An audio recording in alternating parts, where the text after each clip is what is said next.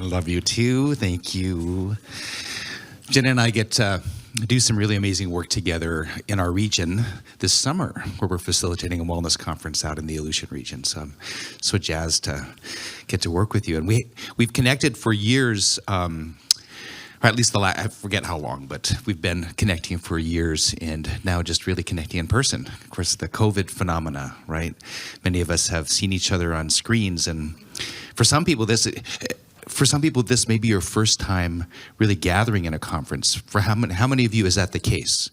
In person, real time, where you can give hugs to each other? Yeah, still some of us. So it's a big deal, and it's one where as we connect with each other, there's just something magic that happens versus a Zoom screen, right? There's something about being in connection to each other. And the exercise that we went through, the eye gazing, for some of us culturally, that isn't something we do.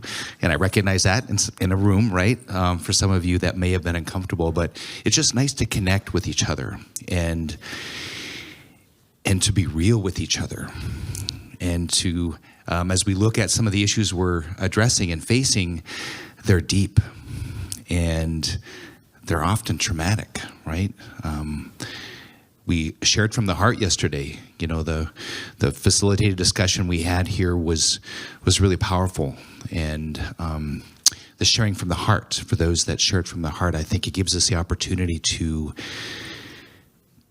also share our story and to be the healthiest version of ourselves. And I think that's a journey, and to be in a place where you can be who you are. And yesterday I shared some of Dr. Rita Blumenstein's wisdom with you, and I'm going to repeat a little bit of that because I think we need to keep hearing it. As she kept telling me the same stories, as elders tell those stories, listen to those stories, because those are stories that are important for you to hear. Even if they appear like, you know, there's a difference between dementia and elder wisdom coming down, but sometimes there's shades of gray in between, and you just need to pay attention, right? The stories that my dad tells me right now, who has dementia, I listen because they're important. And I think as we near the other side, there's things that come to us that don't come to us at any other point in our life. And so it's really important to pay attention to what our elders say. And so I paid a lot of attention to Dr. Rita Blumenstein because, of course, I admired her and an incredible teacher. And I want to share a little story about, before we have our guests join me, about Dr. Rita. And we were doing some work on each other, and I felt really honored to have a close relationship with her as a traditional healer, tribal doctor, and to bring the medicine that I had to offer, and we exchanged. And one day we were encouraging each other. She had just joined the Alaskan Tribal Health Consortium, and which was such an amazing journey with her at the consortium, working as a traditional healer, tribal doctor, and of course the first licensed and certified traditional doctor at South Central Foundation. And so we're working on each other, and then all of a sudden, of course, it was a really powerful, energetic experience. And she goes, "Gary, can you see the ancestors that are in the room right now?" And I said, "No, Dr. Rita, I can't see them, but I can feel them." There was this incredible, profound sense of healing that we had in the room, and it was one where, you know, her gifts were amazing, and not all of us have the same gifts to be able to see things, but we can feel things, and we can be a part of that healing. And it's a journey, right? You may get gifted that at some point in time where we can see our ancestors, but it's a belief system that is very deep. And when my mom passed, she passed about 6 years ago. Of course, in our belief system, where I come from, my cousin Denise over here in the corner, we open a window when someone passes as a way of respecting the spirit's journey, right? And we had a profound experience with my grandmother when she left her body, with some of her siblings and their spirits coming to her and the journey beyond. And for my mom, I had this dream about 6 months afterwards, and we were in a theater. I was with my husband, and we were watching this movie, and then we were watching a show all of a sudden became a play, and then all of a sudden my awareness was brought to the top of the theater, and there was a bunch of ancestors, souls that were looking down upon us, and they were talking story about all of the people in the room that were connected to them, and their earthly journey and their experience, and just the beauty of this journey on earth as a soul. And with the dream came this impression for me, was that our ancestors are here for us. They're here rooting us on, and the journey that we have to accomplish the things that we're here to accomplish, that we have a purpose here. And I think, as I think about this whole realm of loving each other, loving ourselves, is to understand that I'm here for a reason, and I have a unique gift to give the world. And to have our young people grow up with that belief system and that knowledge, not just in philosophy, but in action and practice, is a powerful thing. And I wished, and we'll be sharing more here with our panel, I wished I'd known some of those things when I was younger, because it would have given me a worldview that allowed me to get past some of the things that held me back for years. And I think in the end, it's the journey, right? It's the journey of learning and experience. But when we think of our ancestors and being our ancestors, and as Dr. Rita shares, and I'm going to share this again just because I think it is so profound. She shares, the past is not a burden. It is a scaffold which brought us to this day. We are free to be who we are, to create our own life out of our past and out of our present. We are our ancestors. When we can heal ourselves, we also heal our ancestors, our grandmothers, our grandfathers, and our children. When we heal ourselves, we heal Mother Earth. It starts with us. It starts with a relationship with us, a right relationship in loving ourselves and being who we are. And I shared with you yesterday that Dr. Rita always quoted Dr. Seuss, and the wisdom that is universal, right? That wisdom that comes to us. And as you listen and allow it to sink in, it can transform you. And at that point in time that Rita shared that with me, I needed to hear it because I'd been struggling coming back and integrating into a health system that I felt was so fractured. And I'm a naturopathic doctor, and I was at the hospital, and I felt there was a little bit of animosity towards more traditional approaches and the medicine that I practice. And, she shared, she goes, Gary, be who you are. Say what you feel. Those mind don't matter, and those matter don't mind. And I feel like that's the biggest gift that you can give to somebody else, is to allow themselves to be who they are. But it starts with allowing yourself to be who you are, because it's very difficult to allow other people to be who they are if you're not letting yourself be who you are. So I'm just opening up with that. And I would love to introduce and bring to the stage Dr. Charlene Apok and former Senator Tom Begich, who are going to join me in talking about love. Let's all talk about love.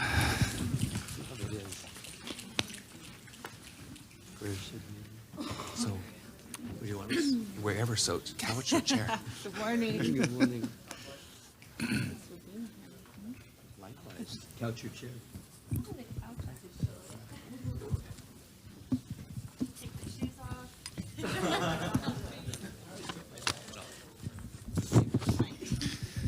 So I introduced myself yesterday. There may be some new people in the room. Again, I'm Dr. Gary Ferguson, and I am currently at Washington State University as a research associate professor, and I have a naturopathic medicine background as the start of my career, but I've been in public and population health for the last 20 years and have the honor of working with both of these lovely souls who I greatly admire. And so I'm really excited to talk story with you up here today, and I'll have you introduce yourselves, and we can start with Charlene. Dr. Apok. I'm going to take my shoes off to feel grounded. I forgot my slippers today. Uvla lota kuvanga Charlene Apok anupak siska akpik. Chinik Mugarunga, Suli Nachivik Mugarunga, Akaga Sandra Baby Lu Apok, Naga Evan Luklan, Savaktunga Native Movement Me, Suli Data for Indigenous Justice Me. So good morning. My name is Charlene Apok. My Inupiaq name is Apok, which is salmonberry or cloudberry. My family is from Gullivan in White Mountain, Alaska, which this morning someone said they're geographically challenged. I was like, okay, that's outside of Nome. They're like, oh, okay. So those villages are less than 200 people. They're not on the road system, and they're super beautiful. My favorite places in the world. My mother is Sandra Baby Lu Apok, and I have a beautiful son, Evan Luklan. And most people who get to know me, you get to know my son. He's usually right by my side. And let's see, the rest of my translation, I'm getting off guard. I wear lots of different hats. So I work at Native Movement, where I'm the Director of Gender Justice and Healing. And I also am the founding Executive Director of Data for Indigenous Justice. So I get this beautiful opportunity today to share about love and data, which, if you know me, is a beautiful, perfect intersection. So it's a fun day for me. So roll with me. And I'm really excited to be here and share energy with all of you. So koyana. My name is Tom Begich. I am from Alaska, born in Alaska, and my parents came up here from Minnesota to escape controversy. So they moved here to start life anew, and I sort of carry that forward in my life. I'm a former state senator. I was the minority leader of the state senate, but more importantly, I've been working in the field of prevention, whether with formally or informally, since the mid-'80s. I am a past chair of the National Coalition for Juvenile Justice. I continue to run a communications company, though I am technically retired. And I also work nationally and internationally with a group called Reclaiming Futures that have also operated here in Alaska, which is all about substance use prevention for young people, delinquency prevention, and mental health. We now work from a public health model. So I'm here to, I had one friend say, why is Tom here? Because anyone who's been in the legislature knows there's not a lot of love, but and today is the day of love. But I'm here to share with you how love can transform a system and how love can make a difference in terms of how we perceive each other and how we perceive the world. So I'm hopeful that those lessons and those thoughts will come out. Gagasakuk, thank you both. And so we have a few questions. We have the luxury of having our questions right here in front of us. But you know, it's expansive, and I really feel like as we talk about love is, and I loved the way that we started with that love is a verb, right? It's an action. And for many of us, turning philosophy into action can be a challenge, especially, as you mentioned, some of these kind of very toxic worlds sometimes that we live in. It's like, how do I actualize love in this world? How do I be vulnerable when people are out to get me? How do I create safety? Love creates safety. So the first question, and we're going to start with Dr. Apok. What does love look like to you? And how does your lived experience guide your perception of love? Yeah, I thought all of the morning remarks for just setting up many of the things I just wanted to echo. The quote with Bell Hooks is the first thing that comes to mind, because her work and a lot of work from Black feminism taught me a lot about love as a verb, as that quote mentioned, that it's a combination of many things with intentions and actions and thoughts. Self-reflection, right? That's also something that resonates a lot with myself and my cultural values of self-reflexivity is so necessary, as we were talking about, like being able to transform ourselves. And the other part that comes up for me with what does that look like to me is being authentic. And I think that was mentioned also this morning already, is showing up as our authentic selves and being really honest with who we are and where we're at, and giving ourselves permission to just accept and to submit to our present being. And one of the things that I'm still learning about with those reflections about authenticity is a lot to do with that soul work, that love work, that heart work, is when we show up as our authentic selves, we become timeless. We get to expand to infinity. And I'm learning that, and one of the ways that is grown from my culture is through our namesakes. And we're given this name, and that idea that this name is attached to a soul, and then we come to earth and we get to embody that spirit and that soul. And when we, again, reflect on self-love, when we reflect on who we are, and we think authentically about that, we are able to touch and capture into that soul that is timeless, that carries us through all dimensions. And to me, that's really powerful. And Christine actually said something about ancestral love yesterday too. And that also, I pull in my ancestors. You mentioned that this morning you're up on stage with your ancestors. And I was having a really lovely conversation yesterday also with someone about our tattoos. And they were asking me about mine. And for me, these 3 lines on my face represent my past, present, and future ancestors with me at all times, right? So again, the embodiment of all of our ancestors in the past and in the future and in the present. And I know that sounds like so many tangential pieces, but again, to me, it's about authenticity and really thinking about who we are when we're authentic and arriving at the present moment in order to receive love. That's another part, right? How many of us probably as healers and givers in the community, we're giving so much love, and that's a beautiful thing. But also, are we brave enough to receive it, right? So I have a jamillion notes, so I was like, you got to rein me in here. But I'll just stop there for now, and would love to learn more from your experiences as well.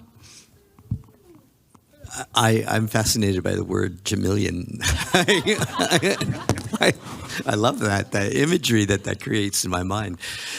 For me, we were all, many of us anyway, we're raised in a world where we're told what love means. We receive the knowledge and we assume we know it, and then we propound to give it to anyone we can. So for years, as a young person, people would come to me and ask me questions about, I don't know how I feel about this, that, and I would provide all this wisdom of, all the wisdom a 22-year-old or a 23-year-old can muster, and tell them all about love. And it wasn't until I was in my 40s that I fully began to understand it.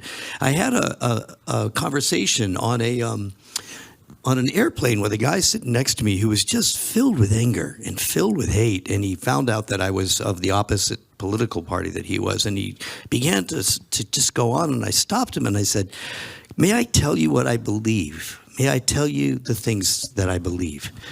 And he paused for a moment, gave me just a moment to listen, and he said, "Sure, whatever." And I said, "I believe in tolerance, that I'm listening to you and I want to hear your opinion, and I hope that you believe in mine. I believe in compassion, that we should treat other people as we would hope to be treated ourselves. I believe in seeking levels of equality so that we can truly look at each other and know that we're on an equal footing." And I said, but I also believe in truth-telling and authenticity. That was the word that I used at that time, and I used with him. But more importantly, I said, I believe in love. And so what I'd like you to do is tell me which of these values you don't agree with so that we can understand why we disagree with each other. And that changed the conversation. It just changed it. Because what came out of that conversation was this understanding that we are all connected. We're all human. We're all deeply bound together. So many years later, I'm telling that story to a gentleman some of you may know, Fred Jenkins. He's long retired from United Way up here, but we were sitting in a hot tub in Southern Oregon looking at the stars. And I told him that story, and he said, well, we've always been the same. We've always been connected. And he said, isn't it true that we have always been and always will be? And so going back to data, I know you said data earlier. The truth is there's only so much energy in the universe, and there's a law of physics that says there can only be so much energy. There cannot be more, there cannot be less. And there always has been that amount, which means we have always existed. When they say you're stardust, you actually are. We have always existed, and we always will. And that brought me to this more profound understanding of what love is. Love is the embodiment of our interconnectedness to each other. It is the essence of who we are. It is the gift of being human. It is this momentary consciousness that we have, that we can share all of our experiences. And it is also timeless, beyond us, and forever. So those are my thoughts on that and some of my lived experience that brought me there. Love it. Thank you. And I think that perspective of the embodiment of connectedness, I think that's really, really profound. So I'm going to share a little story. I was thinking about what I wanted to also share as a part of this collective of thinking here today. And so I'm going to go a little personal here because I think it's important to tell our stories and also to help others to feel comfortable to tell theirs. And of course, we had some really, really powerful sharing yesterday as well. So I grew up with a very strict religious group at my hometown. And of course, there's a lot of beauty and love within Christianity. And at the same time, we know that it didn't come to us in a peaceful, kind way to our Native communities. It was aggressive, and many of us lost our culture or disconnected from our culture. And so with that in mind, I went to Bible school and finished my undergrad and came back. And during that journey, of course, as a young adult, you're going through all kinds of things. And it was beautiful. Actually, I think about the resilience that created for me was I was in a very nurturing environment that had rules and boundaries. And so the normal undergrad experience wasn't the same for me. I had a curfew. I had to get permission to date. It was a very strict school. And I didn't really like that on some levels, but on another level, I really appreciated it because it helped create structure for me and saved me from some of the things that normally happen to you when you're an undergrad.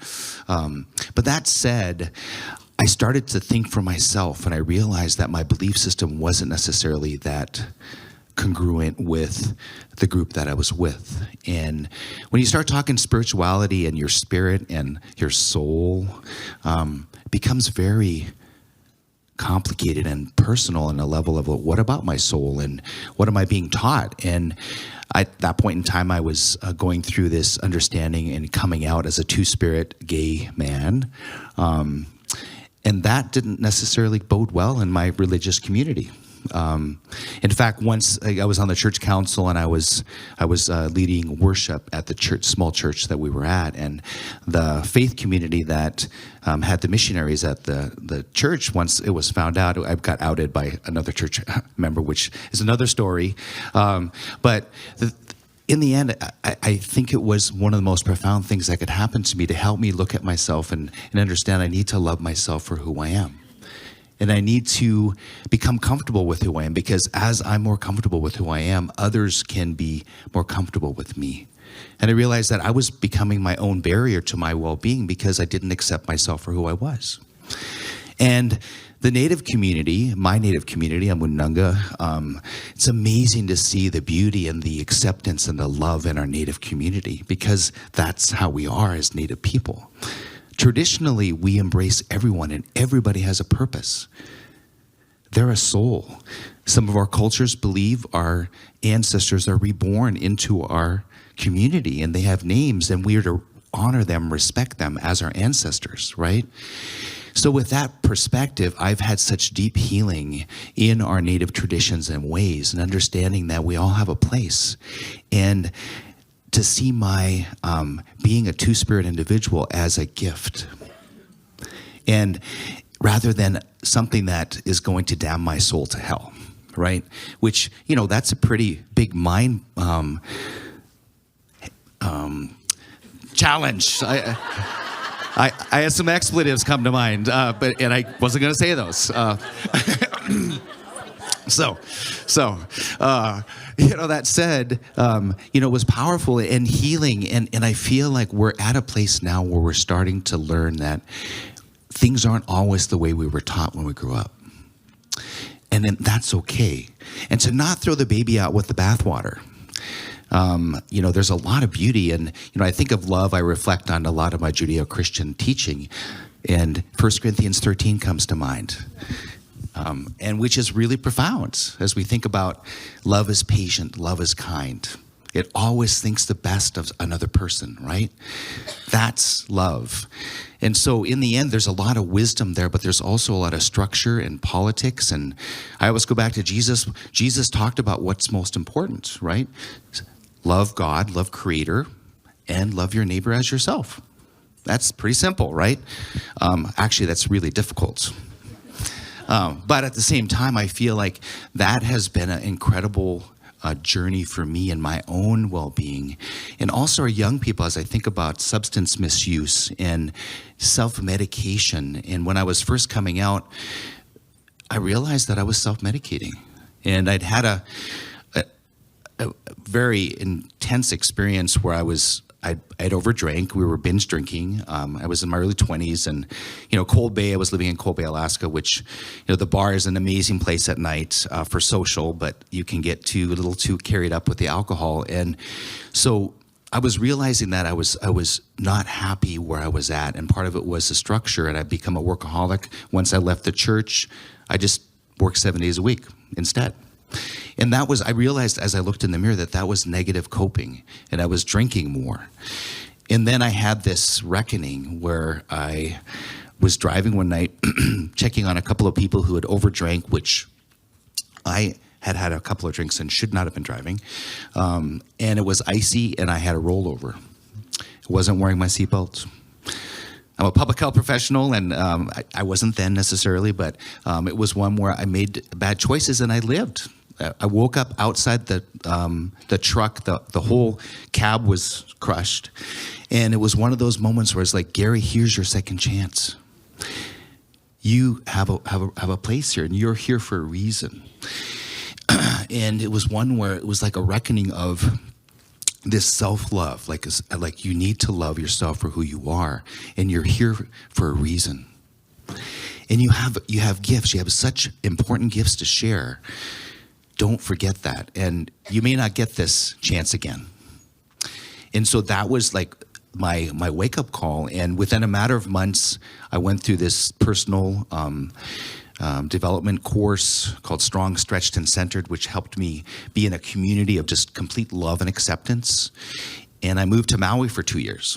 I needed to go and find myself and be in a community that loved me for who I was. And also, I needed to love me for who I was. And that was my journey of healing, and found naturopathic medicine and traditional medicine, and reconnected with my culture and the healing through culture that continues to bring healing in my life. And I feel like that journey, and when I think of youth who struggle, I think of suicide, I think of some of the things our young men and women go through when they grew up in communities where they're not loved for who they are. That affects us as people. And I think to be the best human being I can means I promote a safe place for all people. And love in action is advocacy. It's social justice. It's talking about things that are uncomfortable because they need to be talked about. We're thinking them. Our youth are growing up in a world where it might not be safe to be who you are. And how can I be a part of that movement of love in action? And how can I continue to be that love in action as I love myself for who I am? That extends and makes other people feel comfortable to tell their story, to speak their truth, to practice loving kindness. So I'll press pause, and I will do another round. And there's a second question. And by the way, thank you for letting me share from our, actually some of that stuff I've never shared publicly. But I really appreciate you listening and holding space. You and love you, Gary. Oh, thank you. So second question is, how do we overcome our differences to include all members of our community? And I'll start with Dr. Apok. Yeah, can I also pause and respond to some of your sharing? Just thank you for sharing that. And what I hear from a lot of that too is unconditional love. What does that look like? And do we actually know what that means? And I mentioned my son earlier, and I think children came up yesterday as well. Like, we learned so much from them. Sometimes I'll tell my son, I love you never ending. I love you all, forever and ever. And then he'll say, I love you more.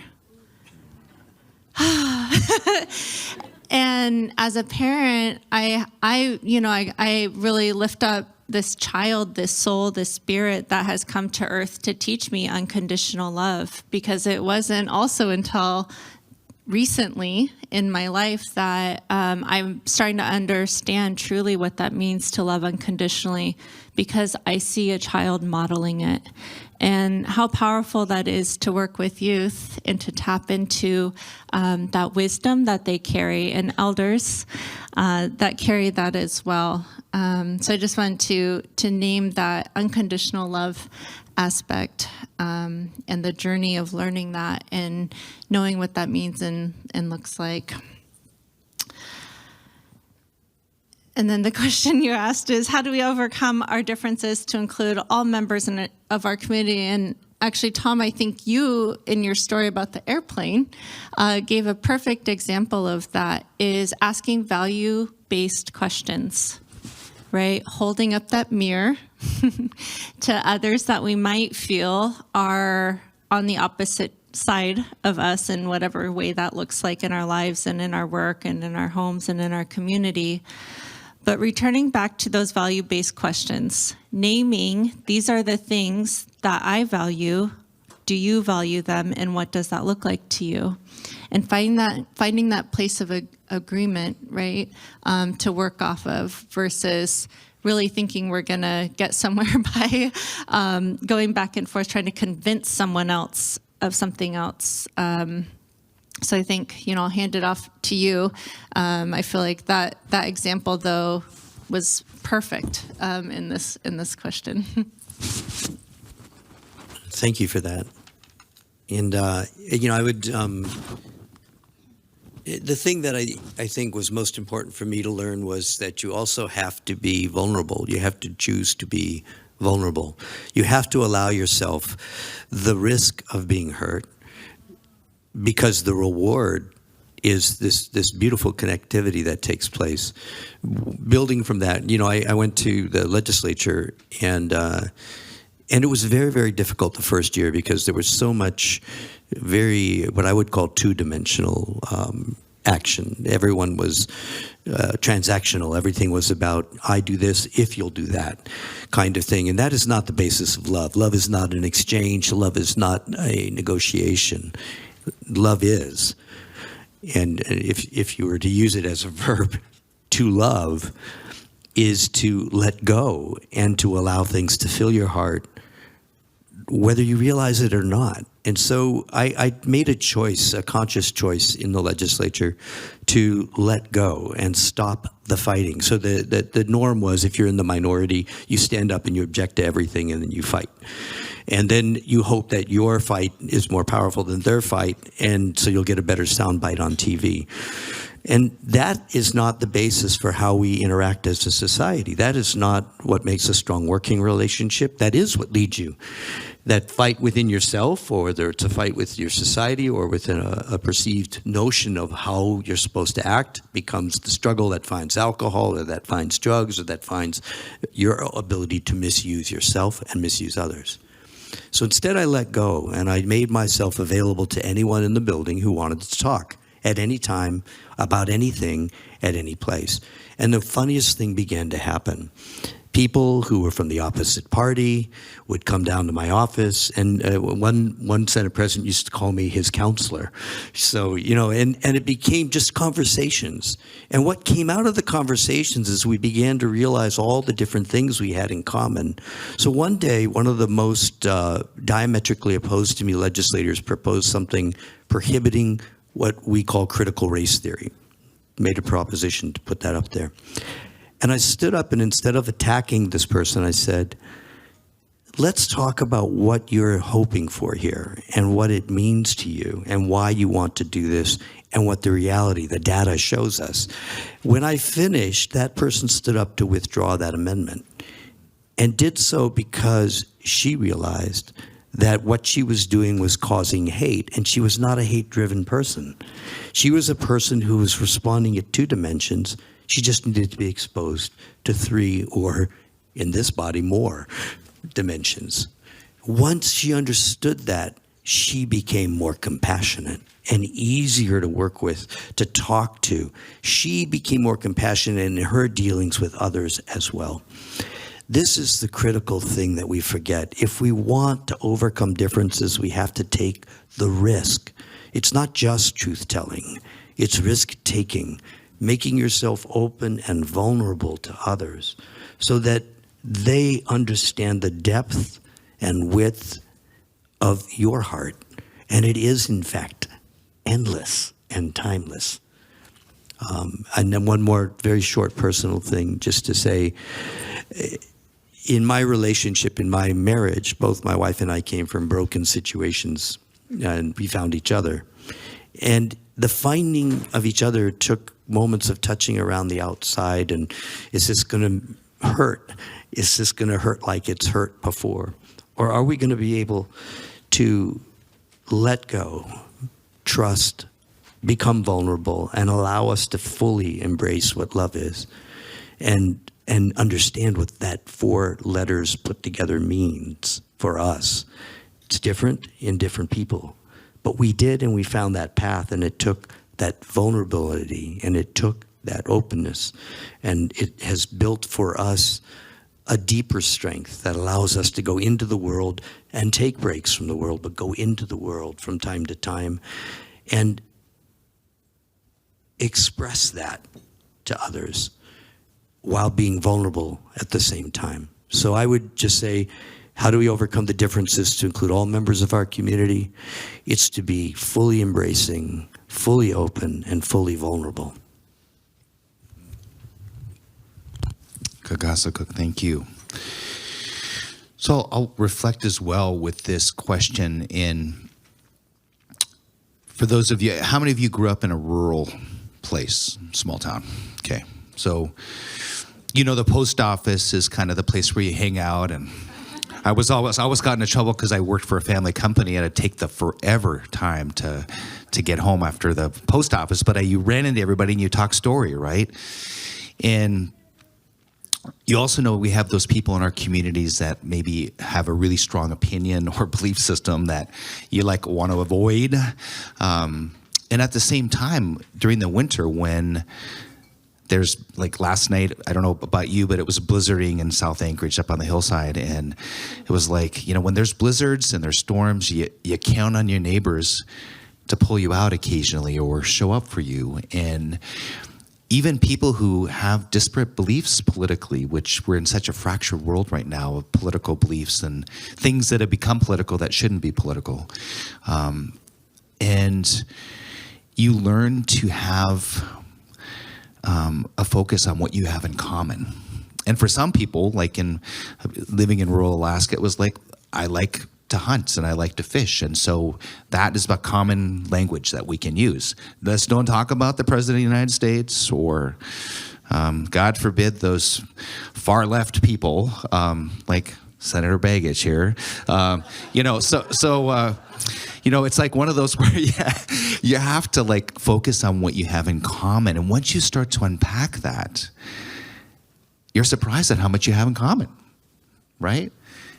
Children and raising children and food and, the fact that you're taking care of sick parents, or, you start to understand that that person has a lot more in common with you than you realize.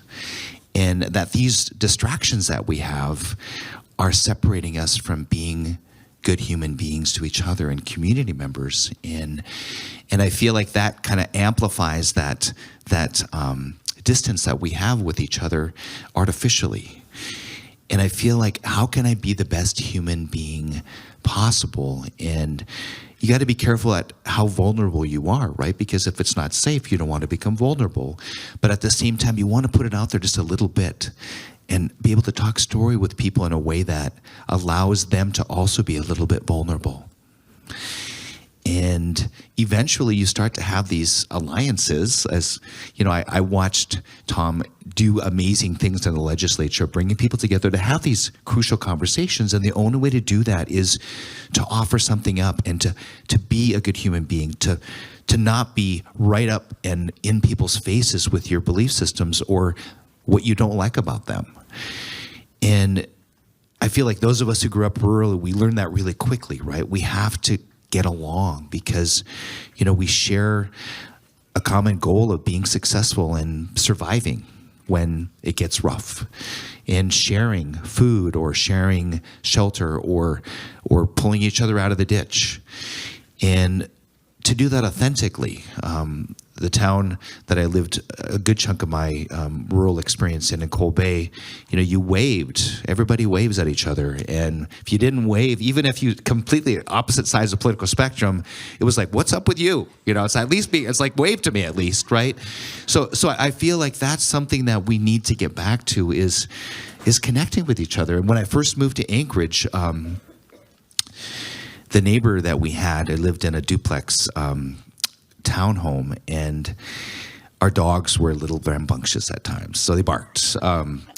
And so all of a sudden, the police showed up at my doorstep, and I had this complaint against us. And I was like, so I went next door, and I said, where I grew up, you talk to your neighbor before you call the police, what's going on? And I learned that this individual was from Chicago, had just moved. And in Chicago, you don't necessarily go to your neighbor. It's not safe. And this man was a man of color, which also probably brought more safety issues. You just don't go show up on your neighbor's doorstep, right? And so it gave me more compassion for him. I was like, you're not what I thought you were, right? But initially, I was like, who called the cops on us? I mean, it's like, this bad person. But I was like, I come from a small place, and we talk to each other. Please, the next time, you could probably just knock on the wall. You know what I'm saying? That's okay. But it's like, and again, how do I be a good neighbor, right? Love your neighbor as yourself. For those of us who have been schooled in the Bible, right? And it's like, that's a big deal. The premise is to love yourself, right? As you love yourself. And if you're not in a good relationship with yourself, you're going to have a difficult time being kind and accepting of others, right? So work on it. If you're having a hard time accepting other people and loving them, and right now I tell you what, it's really hard to love people who have such strong beliefs that go against the very grain of my existence. And at the same time, once you start to understand that that person has a world that often has lots of wounds in it, and they have parents they're caring for and grandparents if they're fortunate, and maybe they lost a child to an opioid overdose. It's like, have some compassion, right? Get outside of ourselves and be accepting to ourselves in our own family. My mom was always one to say, you accept that person down the street, but yet you're so mean to your own family. So she would tell that to us, just like, how dare you be so unkind to your own family when you're so kind to the neighbor down the street or the homeless person. You give them food, but what about your family? Sometimes we're the hardest on the ones we're closest to. And that's also really important when we think of our community. Our family is really important. And not all of us grew up in a family that is functional, Some of us have really difficult times. And, I've got some family members that I sometimes have a really difficult time with because of their strong beliefs. But in the end, I have to take a deep breath, and I just have to go into that place of love. And I love you, and it's not despite. It's not, if you were to change, it's, I love you. And to really embody that creates a dynamic that really can be profoundly healing in families. And I feel like that's also really important as we look at our community. We need to heal our family. We need to work with our family systems and provide some hope, some connection there. And if it's not tenable, meaning, you have a really dysfunctional family and there's a lot of abuse, or maybe you have to leave that, but you always have to be open to the opportunity of allowing love to transform. Because love transforms. It transforms your own personal life, it transforms your family, and it truly transforms our community. And we have time, and I want to lean into the data. So tell us about your data and how that contributes to a more loving and kind community. Yeah, well, there'll be a whole session. Come join us. And also, I just want to, some of the things we're talking about, that connectedness, and we're talking a lot about these loving relationships in our lives with human to human. And what does it look like in a loving pathway to have love with everything around us, with the food that we eat, with the plants, with the animals, with the land, with the waters. There's again, it's so expansive. Love is so expansive. It surrounds us in every way. And Dr. Ulrich here, I know, has a session later as well about connectedness. And I think that it's so interconnected with love and this, everything that we've been sharing. I learned so much from Dr. Ulrich as well. And when it comes to data in our community, to me, it's a labor of love. It's making sure our people are seen and heard for who they truly and authentically are, and that they're represented in a system that is often harsh or not representative of ourselves, right? And so it's an act of love for myself to work in data and to work in research so that our people can see themselves in that information, where that hasn't always been the case, right? We see data, we see research, we see these things, and we don't see ourselves reflected in it. And that's not a loving way to be. And that isn't how we're going to create change in this world if our people can't see themselves in information systems, right? So to me, that's the connection. And this is a way that we can show up in a loving way, show up authentically, and do the work for our people that we love so much. And I've shared this in many spaces, but I really, when I show up to do the work, I was teasing Johan actually, I was like, you don't half-ass things, because our people they absolutely deserve excellence. And I do that from a place of love. We deserve excellence, and we deserve it in a loving way. And especially in places where data systems or these environments that we work in don't cultivate that loving atmosphere and those loving pathways which we wish to operate from. So it is connected in my mind. That's how my mind works. And that's a loving way to make sure that our people are cared for, right? It's a practice of love. I love that, and I took a different angle, but very same sort of purpose and process was to look at building the relationships, and I will say one thing. You mentioned, yes, you should not make yourself vulnerable without a support system, and I will say I had one in my wife and my spouse and staff that loved me and that whom I loved, so I had a support system, but by making this, creating the situation where there was trust, and trust leads to those first inklings of what we call love, and this belief that a person isn't going to mislead you and isn't going to, they're letting go as you let go. Then you bring that data to bear and you explain deeper relationships and connections, and you find that they are more open to it. I have found this with everyone from my arch nemesis in the Senate, who became one of my best allies and closest friends, to even the governor, finding ways to create the compassion, which allowed for an openness to hear the data. which then underscored the need, which led to an answer or a solution, or at least a discussion about an answer to a solution. And so there is a pragmatic way that love can absolutely transform policy. The weirdness in that is that you don't lose the love as you look at the data because it's built on it. If that makes sense, I hope it does. You just made me make that connection, though, right here, right now, on this couch. So that's fun. And I'm just going to riff off of that, both of those comments.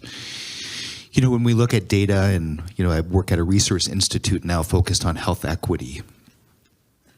And if we're not in the data, we can't address the issues that are facing our community, right? And so measuring things, and sometimes it's shocking to see the disparity of access, disparity of resources, disparity of conversations about history and the real accurate history. And, you know, let's always push back critical race theory. I'm like, you know, unfortunately it's got a name now that we're going to have to rename, but it's like, it's the history. It's what happened to us. And yes, we need to understand that that's not something that we have to stay in. We move forward, we heal. We are resilient. And at the same time, I feel like a lot of the movements in diversity, equity, and inclusion sometimes are lip service without the data. How are things actually in our communities? Who is suffering disproportionately right now? Love is action. We address that. But unless we understand and know the true disparity and challenge, we can't address it. As well as those of us who are outliers, that are bright spots. And we have communities that are incredibly resilient. And when I was at the consortium, we were talking about suicide, and all of our maps showed the greatest disparity. So the red was highest suicide, and at that point in time, it was Northwest Alaska. And at the same time, the question I asked Dr. Ellen Provost and the Epicenter was, what if we were to flip this completely on its head and show the communities that have the least amount of suicide? And then you pair that with high school graduation rates and connectivity to elders and culture and all of these positive factors. Do we know which community is the healthiest community in Alaska? Do we know which one has the most resilience? No, we don't. We don't measure data. We always look at deficit. Oh, we don't get any money if we talk about what we are doing right. Why not? You're making a difference, right? And so I'm a fan of applied positive deviance or bright spots based approaches. And it's this incredible way of working in community where you look at what's going right. For every person that suffers from addiction, there are those that are not addicted. And in fact, more of us as Alaska Native people aren't using drugs and aren't drinking or drinking in excess than are. And that's not what you see in the news or what you hear at these public forums, right? And at the same time, it's the data. It's true. And we need to get that data out there. We need to understand how that can inform us. And when we look in our community about these deep psychosocial issues that have led towards self-medication with substances, I see substance misuse as a reaction to trauma, historical trauma, the things that happened to you, including those of us, I see a lot of people in the room that also have been in the tobacco prevention and control world, right? Same thing. When a young person is out smoking outside, don't shame them. Ask them, what happened to you and how can I help you? Because obviously that person must have had something happen to them. They've modeled it in their family as well as trauma. Our young kids who have adverse childhood experiences have a greater likelihood to smoke and do other risk behaviors, right? And then there are those that aren't smoking. There are those that aren't drinking. And we need to celebrate them, and we need to understand what helps you make those choices. That's in the data. That's in the understanding of the community, right? as we work towards equitable data, right, if we're truly doing that, we're going to see more than deficits. Plain and simple. If we are putting that into practice, we won't just see the deficits as you mentioned. When we have equitable data and we're doing that in a good way, we're going to see a lot more to that picture than we are. And I think there is a session with Dr. Stacy Rasmus as well, and she does brilliant work about strength-based approaches and protective factors at the community level. So again, just pitching, there's so many spaces of learning here today. I'm so excited. But if we are working towards equitable data, we're going to see all of these things, the real lives, the stories of our people that are carrying us through that resilience and all that strength that we know as well. I'm reminded that you mentioned the wanting to erase data that I mentioned as well. And that it gets to the point of when we hide our past, we can't address our past or how we've recovered from our past. Each of us here is the culmination of everything, good or bad, in your life that's gone on, and it's a pretty good life that you have here. As I look out here, and and people that I looked at, and people that we've talked to, who we have become is not based on having a glorious life from beginning to this moment. It's about all the struggles and how we've overcome them. Now, if we take that to the macro picture of the world and we say, let's erase our systematic racism when it comes to Alaska Natives or American Indians, or let's erase our systematic obliteration of African American culture, or let's erase anything we've ever done horrible that makes us doubt our Americanness, or whatever the theoretical piece may be out there. What you're doing is denying yourself. You're denying what you've become as a result of the adversity you've faced. So bringing it back to the individual and to the issue of loving yourself. Love what you've become because of what you've been through, because it helps you guide others in that process. And then at the broader scale, know that every bit of data you identify that shows where your strengths are and shows what you've been able to overcome only makes your society stronger, only makes it better. So, love is at the heart of it. Mic drop, Tom. Definite mic drop. So we have just a couple minutes left, and any last reflections as we look at love for ourselves, love for our community, and love in action?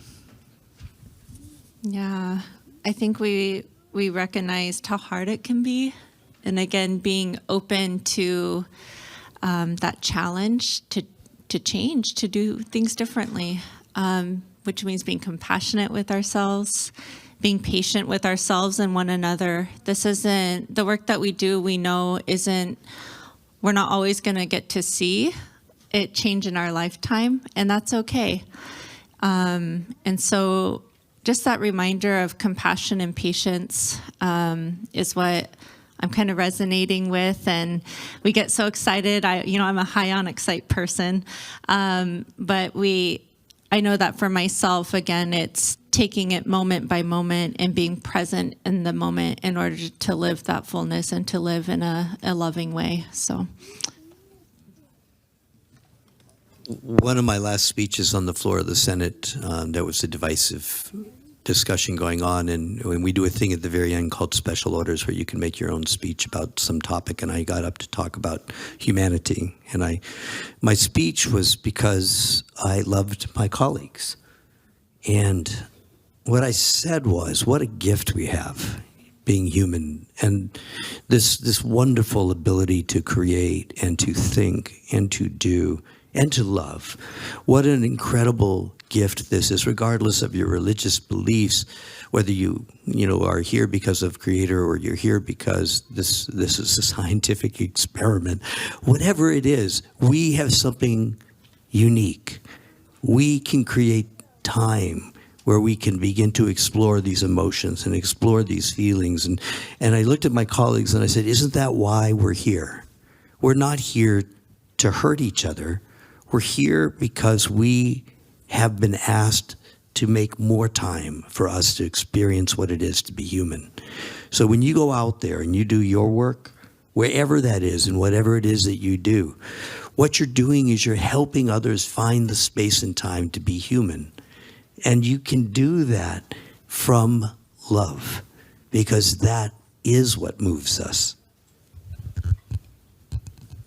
Gagasaku, thank you. Just a reflection that I have as we close is another story. And when I was living in Hawaii, I'd had, kind of my reckoning, and it was my time to really wake up. And I took this course, and one of the exercises that we went through was, we called it strong, stretched, and centered.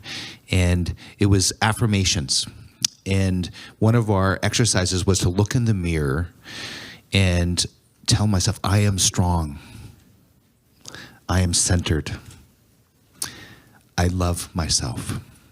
I love you as you look yourself in the mirror. And for many of us, and including myself at the time, I had some work to do to really love myself for who I was, and that I was strong, and that I had something to give, and I was here for a reason. And it was a really profound exercise that I think I continue to do to this day. It's like I remind myself, and we need to remind ourselves. Sometimes we forget, and we need to practice this. And for many of us, it's very hard. We don't like ourselves because of the weight that we're at, or, what we look like, or it's a gender issue, or it's a sexual orientation issue, or it's whatever the issue, the color of your skin, whatever. And we all have something that is stopping us from being fully, authentically ourselves. And we need to discover that, and we need to let that go. In naturopathic medicine, there's this philosophy that drives a lot of my practice. And when you're thinking about healing, the first principle is first remove obstacle to cure. Take away what's stopping you from healing. Some of our words that we share with our brain, our mind, our spirit, the self-talk, the negative self-talk. I'm not good enough. I'm wounded, I'm fractured, whatever the words in your mind are. As we start to discover those and change that thought stream, we transform our life. And we transform our community's life. And our community also needs to hear positive things about itself, right? We need to encourage each other. And, again, it starts with us. It starts with our self-talk, our acceptance of ourself. And I'll bring it back to Dr. Rita, as we become the most authentically who we are here to become, we can transform the world. And all of us have the opportunity to do that. And, I shared yesterday the quote, my community, the people who love me, know my song and remind me when I forget. We're here to encourage each other. And so we started out with those exercises. Thank you, Jenna. And we'll continue, and really want to thank my co-presenters here today. It was really beautiful to talk story with you and share from the heart. And I will transition us to our group activity, Kagasakuk. Thank you.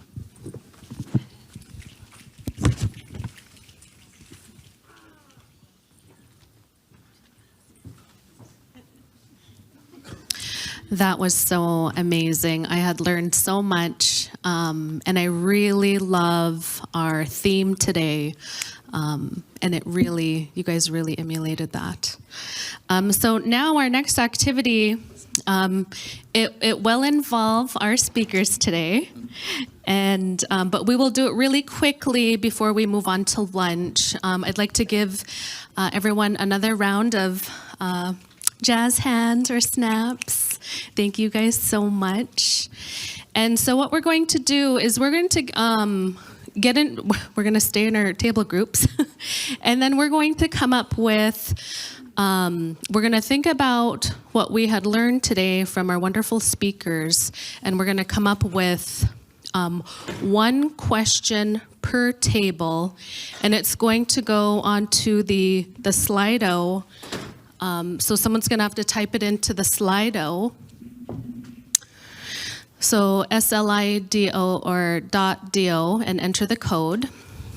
And so you're going to come up with one best question, and then our speakers will come back up, review the questions, and then answer them.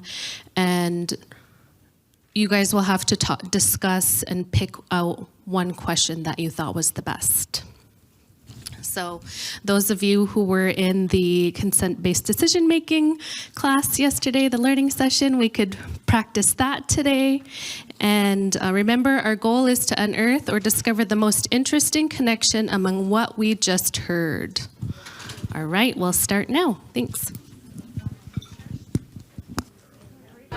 So we're back, and great dialogue at the tables. I love to see the expanded conversation happening. And our question, we need to have the question back up again. So we have chosen, it was very difficult, lots of really great dialogue, great questions. And so I hear there's a prize to the table who has the question that we pick.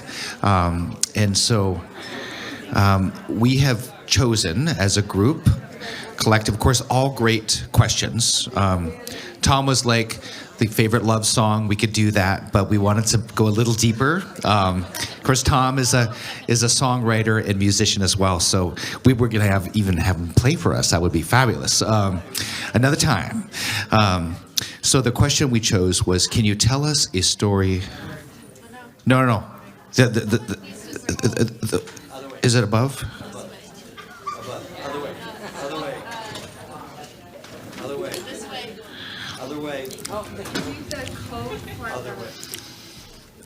Other way. Go the other way. Yeah, scroll down. Yes, keep going. There. How do we build? Yeah. So how do we build safe spaces where people can be vulnerable, but don't put additional burden on those of us who are made to be vulnerable by systems? So pretty deep and complex question, but we're going to do our best to answer it in the next, I think we've got about 7 minutes or so. So I'm going to let our esteemed colleagues here tackle that. Yeah, I'll quickly answer the runner-up question, though, was what's your favorite love song? And there's this, so whoever tables that, you get runner-up. Yay! There's a artist who's now passed away, actually. She's Inuk. And actually, they died by suicide, and her name's Kelly. And she wrote this song called For You. And it's from an album called Sedna, and she sings in Inuktitut, an Inuit language, and then also sings in English. It's really beautiful. You want to hear it? It's on my phone. You come to me later. But the question, just because I realize you all can't see it right now, but the question that we all decided up here to try to endeavor on is, how do we build safe spaces where people can be vulnerable, but don't put additional burden on those of us who are made to be vulnerable by systems? And so that was an excellent question. All of these were great questions. And the thing that comes to mind is actively learning and self-learning and educating ourselves. Right, a great example is land acknowledgements, actually. We've started our days with land acknowledgements, and what does that actually mean to learn about the people whose land you live on? What does that actually mean to live in good relationship with Dena'ina people here on these lands, right? Into practice, into actions, is by learning about them without going to them and saying, tell me about your culture, right? That's not equitable, that's not fair, that's not the way that we do that in a safe way. And so we take it upon ourselves to learn, and that goes for X group and Y group and all the other things that we are unknown and maybe scary to us. But we try to learn ourselves is my first, I guess, thing that comes to mind at least. It's that's very, very good, and it's very similar to where I was going to come at the same question, which is active listening, which is part of educating. You know, we will often go in with a preconceived notion of what we're going to say, and that makes those who are vulnerable extraordinarily exposed. And so it's very important when going into any discussion or dialogue to initiate the discussion with knowledge and education, but then to listen to the words that are being said to you. Here's a tendency I have, which is to, as we're talking, I get an idea that sparks in my brain. What happens when that idea sparks, if I don't actively resist that idea, I no longer hear the words coming out of the person's mouth that's talking, because I'm creating my own story now. And so my story is actually only a half measure of a story. So if I want to build a safe place, I have to know that in my conversation with you, that you're hearing the words I'm saying, and likewise I have to resist actively my own desire to cut you off while I listen to your story. These are critical components to making a safe place. And the hardest thing for somebody who grew up in a absolutely aggressive family where everyone talks over everyone all the time, learning that process made me so much more understanding and so much more empathetic to the people I worked with. I was in a conversation last night where I was saying something nice about somebody that's politically opposite of me, and the person across from me said, "What are you talking about? How could that be true?" I said, "Well, I listened to him. That's how it became true." So I absolutely, at the heart of that is educating yourselves to knowing how to do that. So I think we're in complete empathy there. There was a time when I saw the world like a story I'd tell to a friend, or a mountain I'd climb, reaching so high to see a world without ending. And where have they gone, these days and these hours that I thought would last forever? They roll on and on with the quiet grace of a slow-moving river. So that's a favorite song.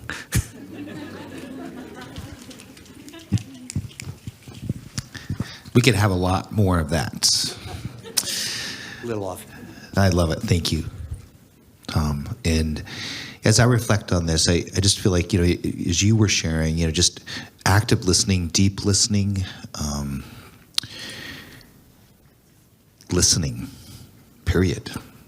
Really, truly listening to people. And we talked yesterday about, sometimes we come in with an agenda that is not at all realistic in working in community or with people, forces people into spaces that make them feel vulnerable. And then afterwards, it's like we've collected our data, we've checked the box, but we haven't really allowed for closure or for people to really truly open up. We've created unrealistic expectations in communities, and some of the work that I've done over the years has tempered me and helped me to be more sensitive to the needs of communities. I had the opportunity to do some work in the Nelson Island region, and was in Tuksuk Bay multiple times and working on community well-being, strategic planning for the Nelson Island subregion and the communities and the wisdom. It was so beautiful to listen to some of these amazing elders and the wisdom that comes from our Yupik culture and traditions.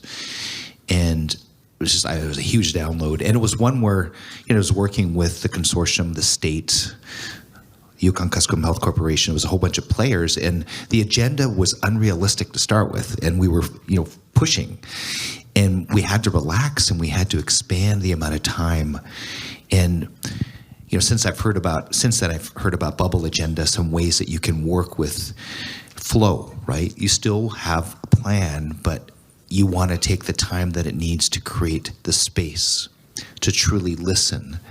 And then you actually get a much different outcome because people are aligned and they've been heard, and then you can actually make action. And so often it doesn't take more time overall, but it allows for that opening up, the warming up of shaking of hands and creating a space where people can be vulnerable.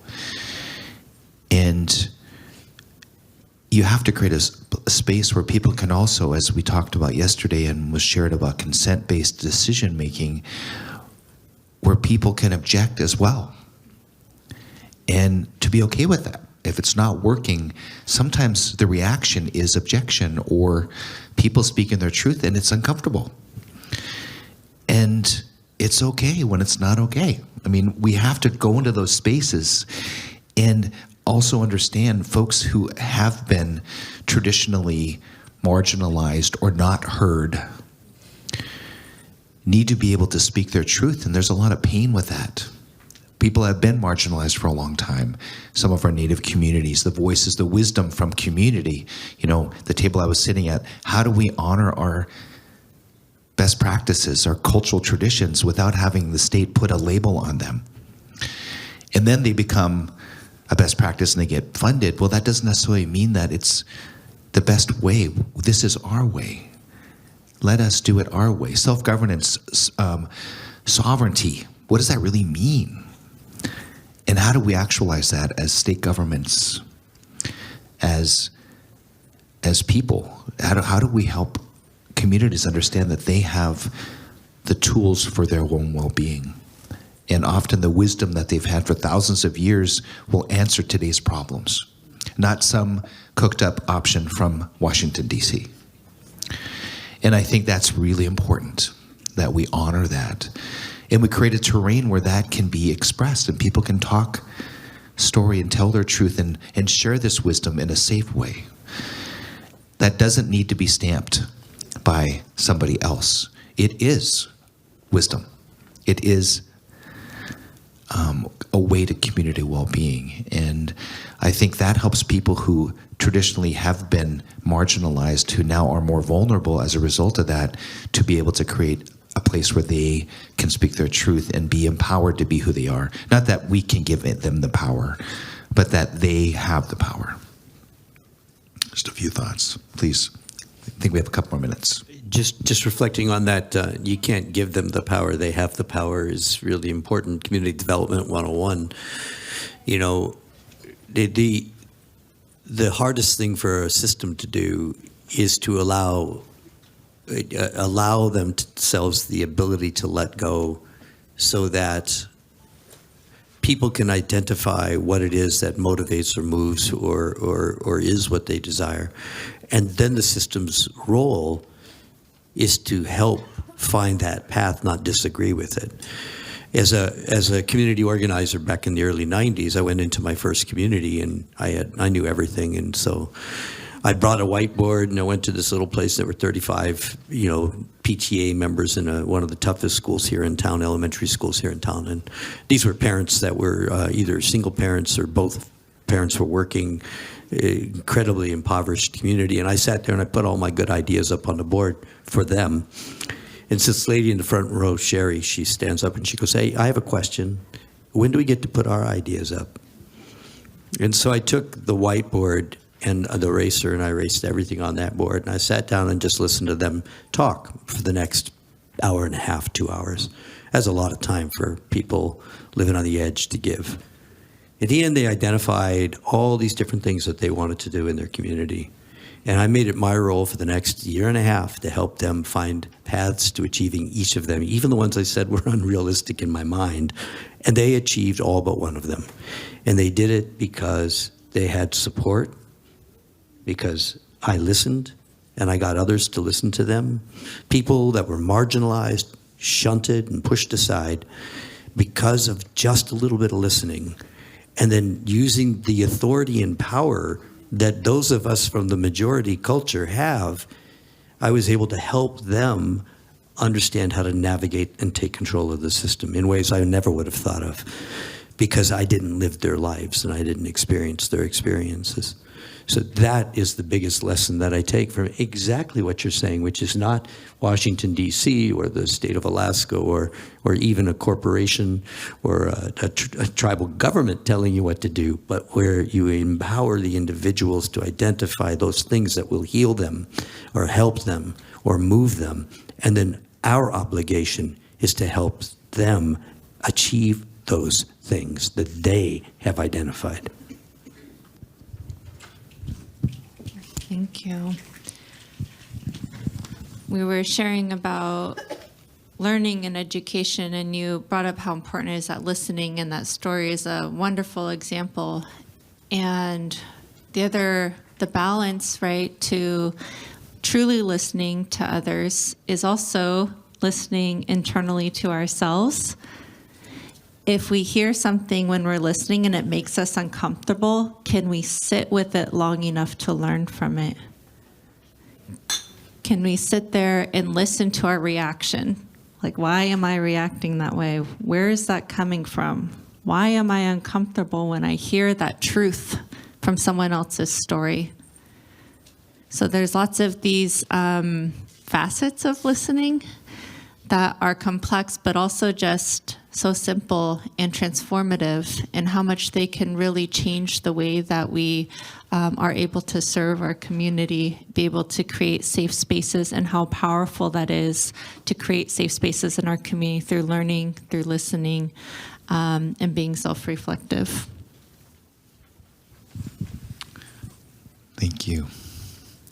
So I think our time is up, but I wanted to just share one more thing, and that is just a recent win, I think, on a level of understanding that community has wisdom. And the research institute that I work at right now, we do a lot of NIH-funded research in NIMHD recently had some publications talking about work in community and realistic expectations of working in community, and that they state is at least a minimum of 2 years. And of course, we know it may take longer than that. Sometimes if you've got a great relationship with them, maybe less.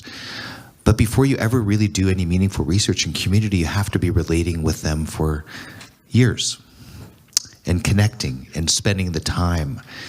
And often we have these great ideas, and we want to go into the community and be change agents. And at the same time, we don't have that deep relationship, and we don't understand the history of the community. We don't understand, the culture of the community. Even if we are indigenous ourselves, that doesn't give us carte blanche in other Native communities. I'm sorry. You have to learn and develop relationships and allow for vulnerability to take place with trust. And often that's what's lacking, is we don't trust. Because we have a right not to trust. There's been horrible things that have happened. People haven't listened. They've done consultation, but in the end, what happened? Right? And so I feel like with that in mind, to take the time that it takes to establish trust allows for that vulnerability to take place in a way that is natural and not forced. And I think that that's something that it's worth the time. And your funder might not necessarily always agree with you with that timeline, but push back, because that makes more sense. And your community deserves better. The people that live in that community deserve better than to have something forced because of an artificial timeline. You got to spend the money now. And I'm like, no. Have a continuation of that funding. Establish the relationships. You're going to have a much deeper impact. So I think we're out of time, and I think we're going to be transitioning. So, Kakasakuk, this has been really wonderful to talk story with you. Thank you. Thank you.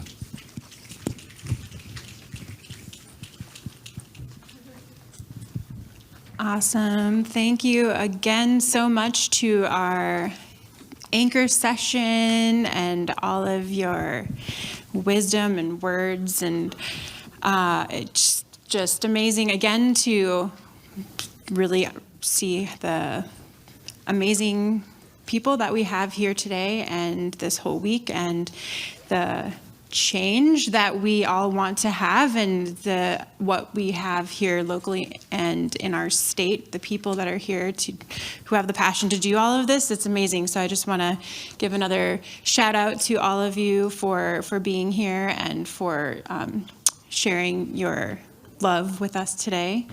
And with that, I also was hoping, can you put the Slido, those answers back up on the screen?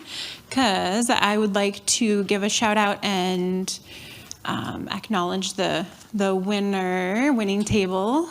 How do we build safe spaces where people can be vulnerable but don't put additional burden on those of us who are made to be vulnerable by systems? Which table? Who owns that? Awesome. The winners can come on up here, and we have some prizes for you. So Jess in the corner over there will give you all of your goods. So head on over for that. Awesome work. So we also wanted to remind you that the exhibitor tables will be during lunch, so you can find your way and make sure you stop by each of the tables and soak up some knowledge from all of them.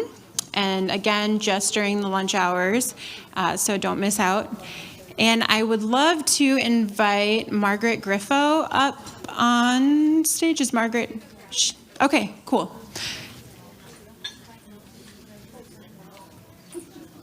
Okay, Margaret is en route. She's got something really special that she's going to have to share during lunch as well. And I don't have any cool stories or poems to share with you all today, like Erin did yesterday, but awesome. Hello. Would you like to share with us what you all have for us Will today? do. My name is, well, first of all, he's Teak. He's more important. And I'm Dennis. I came with him. We have another team. Here's Karen and Grover. And we're with the National Crisis Response Canines. We respond to a lot of critical situations where people invite us in. We're just here today for you. We're going to be kind of starting off in the room next door. Which room number is that? Right group 1, I think. Okay, right next door, and you're welcome to come in, spend time with the dogs, learn more about us, eat your lunch there, whatever you would like. So We promise to keep the dogs from eating your lunch. maybe. Maybe. They're both retrievers, so at least mine's a pig. And they love to be pet. Awesome. Awesome. Thank you. So I got to at least bring some furry friends on stage, so make sure you pop in next door and hang out with the puppies and the crew with the crisis response canines. And let's see, can we get my other slide back up? Tell us about your outfit. My outfit? Oh, I'm bringing spring in to the, yeah. I'm cold, but I'm in denial, so it's all good. Awesome. Okay, so we also invite you to take breaks in the sensory room as needed. Down the hall, if you haven't been there yet, make sure you do. We have across the street, there is a coffee shop called the Kobuk. If you go there and you have your handy dandy badge on, you will have a free coffee or tea on us. And we also invite folks to take a movement break with Fabian in the breakout room number 2. So that's on this side of the hallway. And that's going to take place right now as soon as we dismiss for lunch. So make sure you do that. Let's see. Okay, sir, there's not a slide next to me. Okay, cool. And again, we also have the elder protocol going. So invite your elders to get some support from us. We'll help put together some lunch for you. And if you have any special dietary needs, make sure you contact one of the event staff too as well. So I think that is it for me. And I'm going to invite Lloyd to come on up. I don't have the music to play. but Lloyd is going to get us all set and ready for lunch. Thank you. So before we go to lunch, you know, for me and my community that I lived in when I was young, the sharing of a meal was always a communal thing, and it brought us together. So I'd like to share a little Thanksgiving, a little prayer. I'd ask you to, if you would, just close your eyes for a moment. Creator, we give thanks for the land, water, and air, which sustains all things, and provided the food we share today. We give thanks for the plants and the animals that gave themselves for our benefit. We give thanks for the hands that harvested, prepared, and set this food before us for our use. We give you thanks for creating these gifts and connecting us to one another. Bless this food we are about to share. May it nourish our bodies and reaffirm that we are all one in your creation. Move us to respect, care, and uphold each other as sisters and brothers, and to care for this world we share. Amen.